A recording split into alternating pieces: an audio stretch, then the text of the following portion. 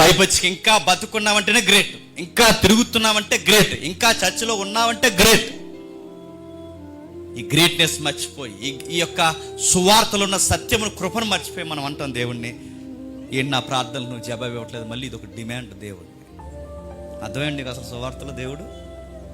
కొంతమంది ఈ మధ్య ఇలా చేస్తున్నారు ప్రార్థన, నువ్వు ఇస్తావు నాకు తెలుసు, నజరేయుడైన యేసు నామములో నువ్వు ఇస్తావు, నీ బంధిస్తాడు. నీకు ఏం వాళ్ళని నీకు నడుతున్నాడు, ఏమి వాళ్ళు నీకు లైఫ్ ఇచ్చాడు, ఇంకా నీకు రోజు ఇచ్చాడు. గుర్తుపెట్టుకో, డే బై డే ఇంకా నడుస్తుందంటే ఆయన నీకు అర్థమయ్యాడా? నీకు సువార్త అతకట్టినాను. ఈ అధ్యాయం అంతా చదివితే మనకు అర్థమైంది ఏంటి చెప్పిన?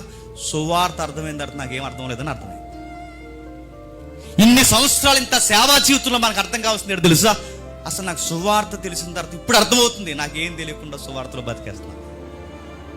బైబిల్ చెప్తుంది, బైబిల్ మరలా మాట్లాడుతుంది, ఇన్ని జరుగుతున్న దేవా నన్ను ఎందుకు పట్టించుకోవట్లేదని అంటున్నావా, కానీ దేవా ఇన్ని జరుగుతున్నా నన్ను ఇంకా బతికించుంచావని ఏ రోజు అన్నావా? మనిషికి అన్నీ ఉన్నప్పుడు అరే అన్నీ ఉన్నాయి నన్ను దేవుడు ఆశీర్వదించాడు అన్నది అప్పుడు గుర్తురాదు. ఇలా సండే వచ్చింది, చక్కగా కర్రీ వండుకున్నాం, నచ్చిన టైంకి తిన్నాం. చాలామందికి లైఫ్ లేదు ప్రభువా, కానీ రోజు గుప్పుడు మెతుకులు తినే అర్హత మాకు ఇచ్చావని గ్రహించావా? లొట్టలేసుకుని తినేసావా? గ్రహించవు.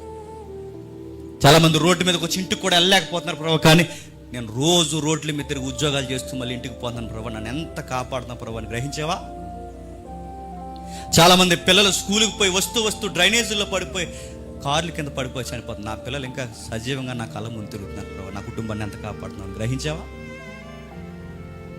మంచి తిల్లు తిన్నా అనారోగ్య సమస్యలకు గురైపోయి హాస్పిటల్లో పడి మంచాల మీద, ఏగల మంచాల మీద పడి వైద్యానికి పెట్టుబడి పెట్టలేక, కక్కలేక, మింగలేక, సాగు కొరకు ఎదురు చూస్తున్న చాలా మంది ఉన్నారు.